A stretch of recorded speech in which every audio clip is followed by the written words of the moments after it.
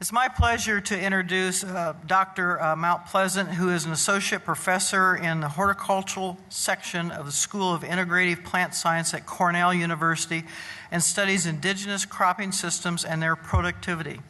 Using her expertise in agricultural science, she examines agriculture from a multidisciplinary perspective that includes history, archaeology, paleobotany, and cultural social anthropology. She received her bachelor and master's degree from Cornell University and a PhD in soil science from North Carolina State University. Help me welcome Dr. Mount Pleasant. Good morning. I wanted first to thank the organizers for inviting me to speak, and second for the incredible organization and care that they have taken for us. It's been a terrific conference, and I'm very, very grateful for all the attention that has been paid to the conference's organization. As was mentioned, I am an agricultural scientist, and but today, rather than talking about some of the agronomic facts or agricultural facts, I'm focused on looking at the food value of the Three Sisters. And the Three Sisters is a cropping system that's common over large areas of North America, and a very famous geographer, Carl Sawyer, called it a symbiotic plant complex of North America without an equal elsewhere. For Haudenosaunee people, or Iroquois, I am Tuscarora, one of the 6 nations of the Iroquois Confederacy. Many people have recognized the Three Sisters as the foundation of Haudenosaunee subsistence. Iroquois, before colonization, was found across a large expanse of eastern North America. Today, what is predominantly New York State and into Canada in both Ontario and Quebec, and also out into Wisconsin. If we look just at the Three Sisters in Iroquois, agriculture and this particular cropping system has been central to our cultural identity. It's found in many of our oral texts, including the creation story, Words That Come Before All Else, which is also known as the Thanksgiving Address, and is the foundation of a lot of our social political power and subsistence. And probably very importantly, women controlled most aspects of agricultural production. I have a couple of paintings here by Ernie Smith. The Three Sisters in the actual plants. Ernie Smith was a Seneca painter who painted many of the images and stories that were important to Haudenosaunee people in the 1930s, and that painting in the upper right-hand corner is his, probably used most frequently to express the recognition that the Three Sisters are not just plants, but they're people, and they're not just people, they're family members. The other drawings, the one just below the Three Sisters themselves, that one is another painting by Ernie Smith. And then the one to the left was, I think, a drawing by a Jesuit living up in Montreal. And I always love this particular one because it looks like the woman's got a hockey stick, right? But it's not. It's a hoe, and she's out weeding a cornfield. As an agricultural scientist, I am very much interested in the agronomic characteristics of this cropping system, which has been so important in Iroquois. And the corn, beans, and squash, at least the corn and beans, were typically planted in mounds, and the squash planted in between. And the photo you see on the right is a photo from the early 1900s taken in western Massachusetts, and this was known to be an old Indian planting field. The crops were usually planted as a polyculture, corn, beans, and squash, but not always. Sometimes the crops were planted individually. As important, this was a hand agriculture. There were no plows, no draft animals. It was also what we would call a permanent agriculture, meaning that the fields were continuously cropped. In other words, this was not a shifting cultivation or a slash and burn, but crops were planted continuously in these mounds, in fields, year after year, and sometimes decades after decades. Another very important characteristic was that Haudenosaunee or Iroquois villages were predominantly located in a very fertile areas across the center part of present-day New York State, and that's outlined below in the red, an area extending from what today is Albany over to Buffalo. And these are a band of alpha sols that are among our most productive agricultural soils. And this is still where New York farmers today, the majority of agriculture is located. I've always been interested in the productivity of the Three Sisters cropping system, and a lot of the information that I have has come from historic records, which provide firsthand observations of this agriculture, but no yield information. So nobody tells bushels per acre. And as an agronomist, I'm always interested in the numbers, right? How much corn did they grow? How much beans? How much squash or pumpkin?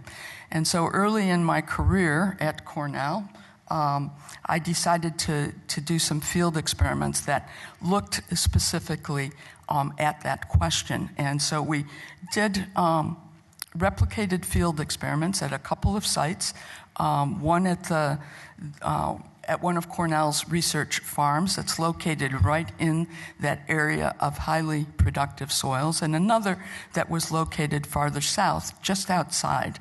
And we used crop varieties and agronomic practices that were similar to what the Iroquois would have used in the 17th and 18th centuries.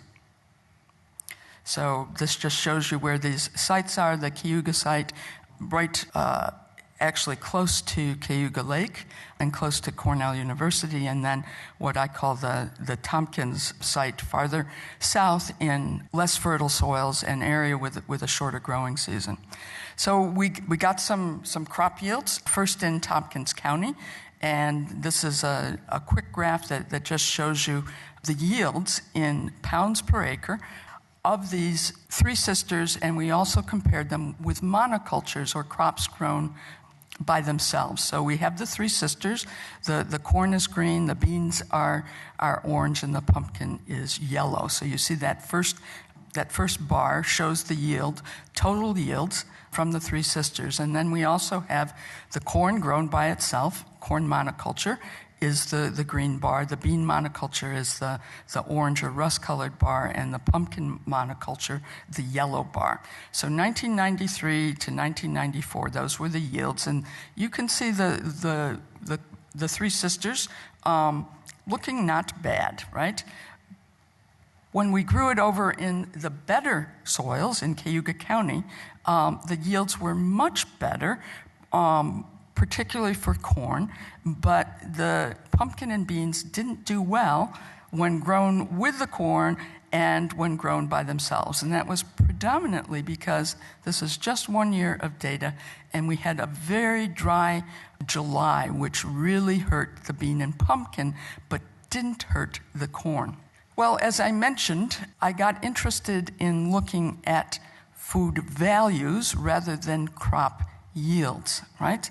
So when we're thinking about the food that we get from these crops, I decided to focus on two things. First is energy, and the second, protein. And the reason for this is that subsistence farmers will first ensure that they can feed their families, that they're supplying enough calories, enough energy, so that their families can survive.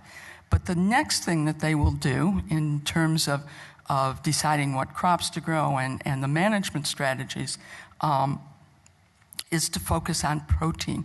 And that's because protein is so critically important not just to survive, but in order to enable human beings to do all the things that we think are important, to reproduce, to be able to work productively, to be able to think, to be able to act in intentional and planned ways. So many subsistence farmers, and in fact I would say most or even all subsistence farmers even today, plant a grain like wheat, maize, or rice in order to get the energy, and they plant a legume such as a bean, a pea, or a lentil to provide protein. Well, I have 3 children who all attended the public school system in Ithaca, New York, and every single time one of them went into 4th grade, I got hauled in to do a workshop or a lecture or a special activity on the 3 sisters. And so I did a lot of these workshops with 4th graders talking about the Iroquois, the Haudenosaunee, and corn, beans, and squash. And at almost every workshop, some little kid would come up to me, either during or shortly after, and say, "But what did they really eat?" Because the kids are thinking sweet corn, green beans, pumpkin, and thinking that, really, how could you live on those? And the kids were really right. The crops that we're talking about were predominantly not eaten in this form. Corn, we can eat in a couple of different ways. The top pictures here show corn, sweet corn, and we see that when it's harvested, the plant is green, the stalk is green, the husks are green, and if you husk the corn and look at the kernels, they're soft. And in fact, if you press them, they're in the milk stage, and you might get a shot of milk into your eye. So the first one there is sweet corn, but down below, or what we might also call immature corn or early corn or something like that, green corn. But down below, we have corn, again, in many cases, the same plant. This is all Zea maize. Here we see that the stalks look much different. They're brown, right? The leaves are brown, the stalks are brown. If we look at the ears, we see that the kernels on them are hard. The ears themselves are enclosed by husks that are brown. And if you try to penetrate that grain, it's very, very hard. And this is grain corn, quite different. The same thing is true of beans. And we heard from the earlier speaker today talking about the differences between eating green beans. This top bean, you can see, is harvested when it's still immature. The plant itself is green, the pods are green, and if you dissect that bean plant, you see a little tiny seed inside there, right? Whereas if you wait a month or 6 weeks, you get what we see in the photos below. In other words, the bean plant has matured, and the leaves and the stems are now much browner, and the pod or the bean that was green some weeks before now, the pod is entirely brown, and those little tiny seeds that we saw in the green beans are now dried beans. Well, it turns out that the nutritional content of these crops, even though they're the same species, the corn is Zea maize and the beans are Phaseolus, the nutritional content depends on the time of harvest. So we start with the same crop, but we get 2 foods out of it. So, for example, maize, we can harvest it as sweet corn, and we see that most of it is water. 76 out of every 100 grams of that sweet corn, 76% is water. And the amount of energy there is very small, only 86 calories and just 3 grams of protein. But if we wait a couple of months, 6 weeks maybe, and harvest it mature as corn grain, all of a sudden there's only 10% water, only 10 grams, right? And the energy has just exploded. There's 3,650 calories per kilogram, right? A huge amount, right? And the protein has tripled, 9 grams. The same thing happens with beans. If we eat it as a green bean, 90% is water, and there's just 31 calories, right? And 2 grams of protein. But if we wait and harvest it as a dry bean, a kidney bean, all of a sudden we have just 12% water, but we have 3,370 calories of energy. And look at this, 30 grams of protein. So if you're a subsistence farmer, it doesn't take much to realize that most of the time you're going to harvest your maize, your corn, as corn grain, and your bean as a dried kidney bean in order to get the most food value.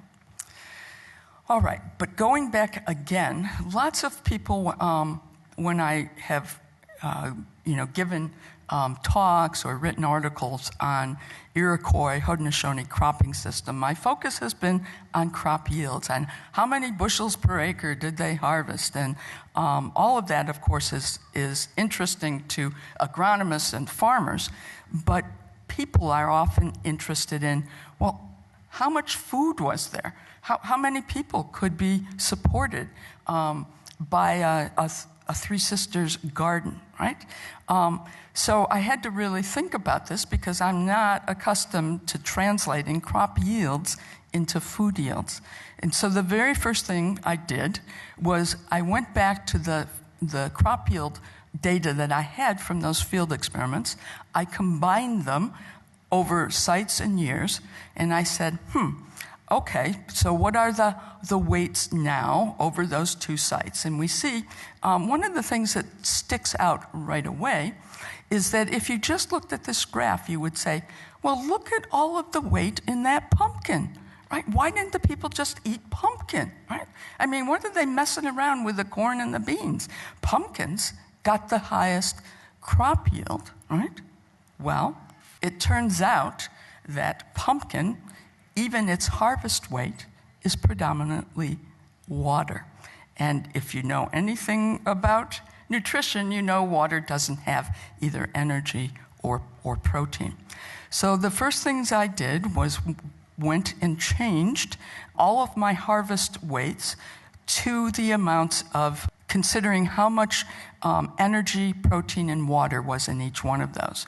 So we see, and this had been obvious before, that the maize and the beans have enormous amounts of energy and protein and relatively small amounts of water. But the pumpkin flesh is mostly water, and it has relatively low amounts of energy or calories and low amounts of protein. But another thing that I realized is within that pumpkin is another food, which is the seed. And it turns out that the seed is the pumpkin seed is a really important storehouse for both energy and protein. So you see the pumpkin seed has the most energy, 5,600 calories per kilogram, more than either maize or beans. It also has more protein than either maize or beans, and the least amount of water. All right, so once we have the amounts of these food values, the amount of energy or calories and protein, we then just multiply those by the amount of crop yield, right? And so here we see all of a sudden pumpkin, which in its total yield had looked like it was the highest yielding, when we look at it in terms of energy, the pumpkin flesh in these experiments yielded relatively little energy. And actually, a good portion of the pumpkin's contribution is from the pumpkin seed. So let's go back and look at first the Three Sisters, the total amount of energy. This is from the corn, beans, and squash. And compare that first to the corn or the maize monoculture. And you can see there's a slight advantage with the three sisters in terms of the total energy of the three sisters, the corn, beans, and squash in total, to if they just planted corn alone. And then if we look at the bean monoculture, the amount of energy in that bean monoculture is the lowest, right? And that's because these track the yields, right? The corn and beans in particular, because corn and beans have about the same amount of water when they're harvested, but we didn't get much in the bean yields, either in the monoculture or when it was in a polyculture with the corn, beans, and squash. So this begins to give us a little bit more of a sense of the three sisters are giving us a small increase in the total energy compared to corn alone, maize alone, or bean alone, or pumpkin alone. So what happens when we look at protein? Well, we get an even greater advantage from the three sisters. We see that the total protein in the corn, beans, and squash is significantly greater than either the corn monoculture or the bean monoculture or the pumpkin monoculture. But notice the role that the pumpkin seed is playing in terms of protein. It's giving lots of protein, still not as much as if the field had been planted to to the three sisters. But that pumpkin is giving us a lot of protein. But you're all nutritionists here, and you know that plant proteins are incomplete but complementary. And the corn and beans and the pumpkin seed actually work together very well to complement each other in the amino acids that are low in corn or maize are actually higher in either the bean or the pumpkin seed.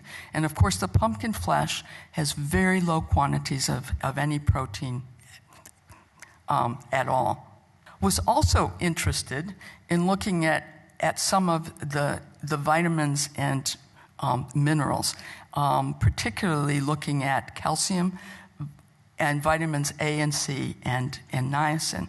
Bottom line here, the RDA is the recommended daily allowance. And so you can see, for example, that calcium, we're supposed to get about 1,000 milligrams. And you can see that corn, beans, and the pumpkin flesh, well, corn is very low, the beans are quite a bit higher, the pumpkin flesh low, and the pumpkin seed somewhere in between, right? So beans and pumpkin seed do pretty good, but corn and pumpkin flesh do not provide much calcium. Vitamin A, pumpkin seed gives us a small amount, maize and beans, nothing, but pumpkin flesh is like a powerhouse. Huge amounts of vitamin A in pumpkin flesh. Now, vitamin C, again, we're supposed to get 60, and we're getting very little from any of that. And niacin, again, small amounts in all three of the crops and four of the foods. Not great, but not negligible either. But there's an important process that's used in preparing corn called nixtamalization, which has an important impact on the food value. Maize, when it's nixtamalized, is soaked and or cooked in an alkaline solution. In Iroquois country, we cook it in hardwood ash. And this process has very important effects on the corn. First, it substantially reduces the cooking time, so that corn that's cooked with wood ash usually cooks in about a third to half of the time, and that's because this high alkaline solution hydrolyzes or deconstructs or gets the hard outer coat of the seed. It breaks it down, so water can get in and the corn will soften and be easier to eat in a much shorter time.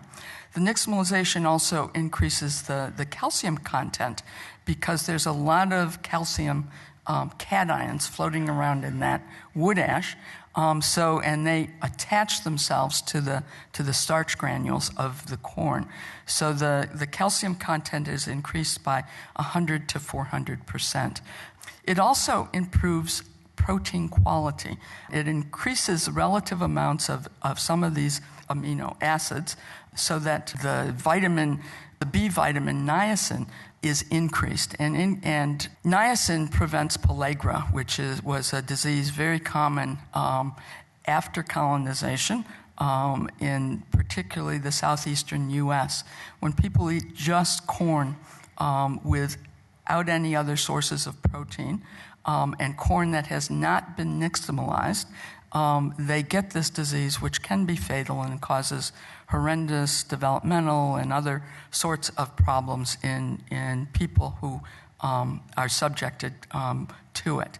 So the nixtamalization is reducing cooking time, it's increasing calcium content, and it's improving the protein quality of the corn.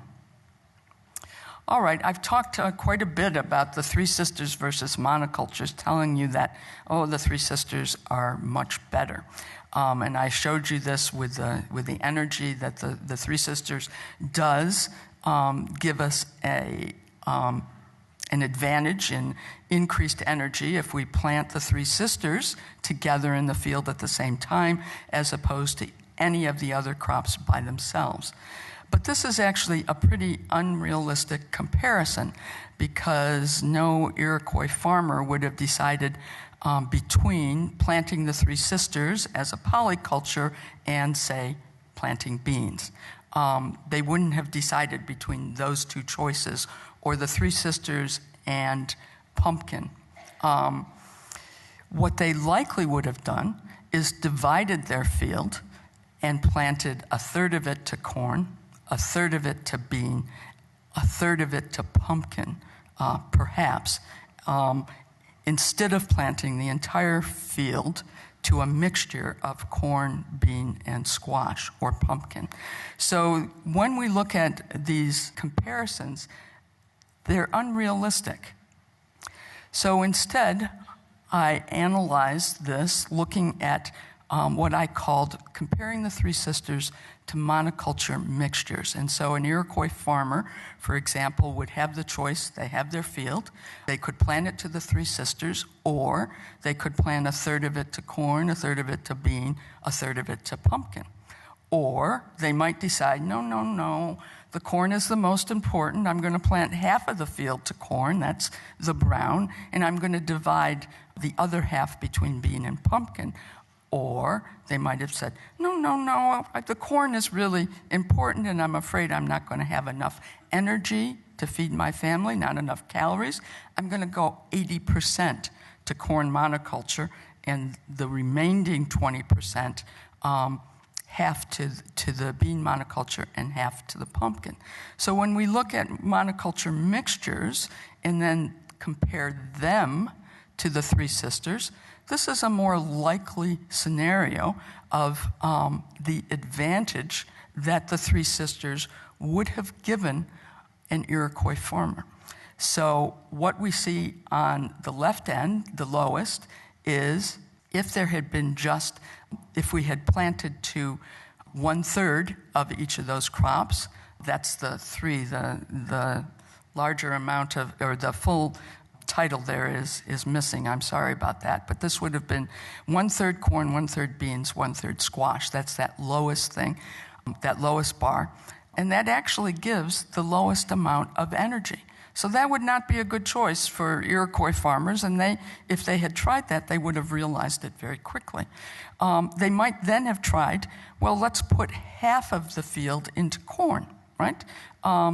And that's what that second one is, 50% corn, 25% bean, 25% pumpkin.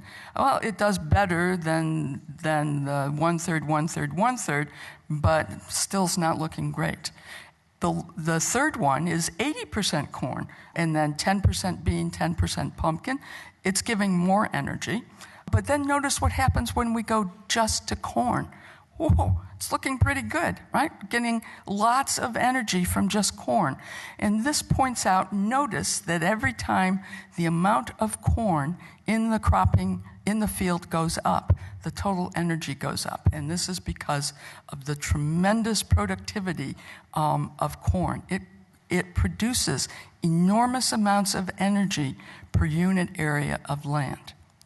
All right, but then the farmer decides, no, I'm not going to plant these as monocultures. I'm going to put the entire field into the polyculture. Corn, beans, and squash all mixed and planted together in one field.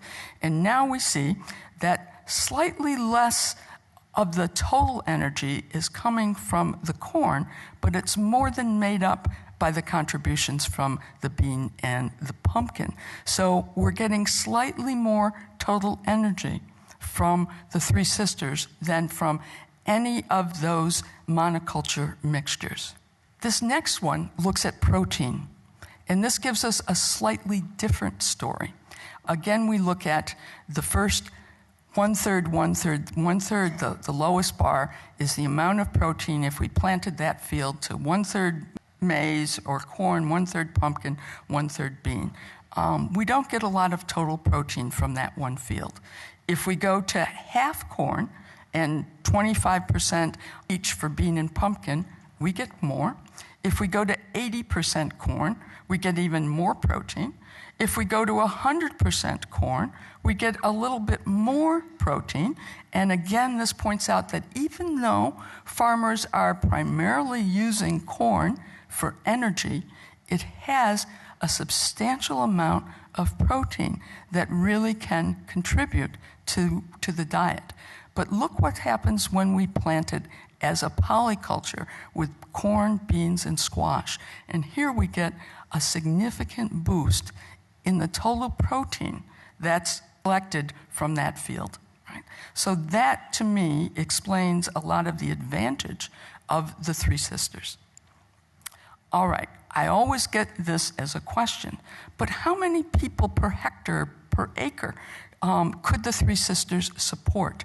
And so, again, this was not something I'm accustomed to thinking about, but it's really a fairly simple calculation. And first we have to know, well, how many calories does a person need every day to survive and how much protein? And I just made some simple assumptions, 2,500 calories and 60 grams of protein, and then multiplied that by 365 to figure out what the yearly quantities would be, and then use the energy and protein produced by the three sisters and the monoculture mixtures to answer that question. So the people supported, and this is people per hectare, right?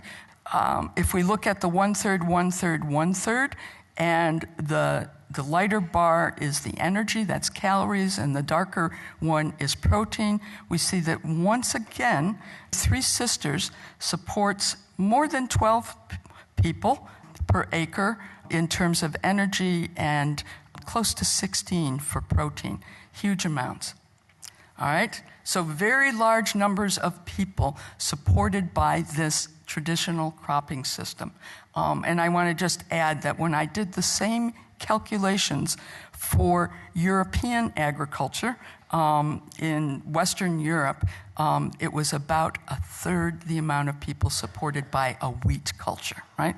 So quite different. So here are the conclusions. First, that the intercropped maize, bean, and pumpkin was really a very productive cropping system and largely satisfied Haudenosaunee needs. Maize is the anchor of the system with its very high crop yields, and it produces large amounts of energy and significant protein. The Three Sisters provides more energy and protein than individual crop monocultures and more than monoculture mixtures. Bean and pumpkin seeds increase protein and improve protein quality. Pumpkin flesh provides lots of vitamin A. Maize nixtamalization is very, very valuable technique, allowing a decrease in cooking time, increasing calcium, and improving protein quality. And that the Three Sisters provides enough energy for more than 13 people per year and protein for about 16 people per year. Thank you.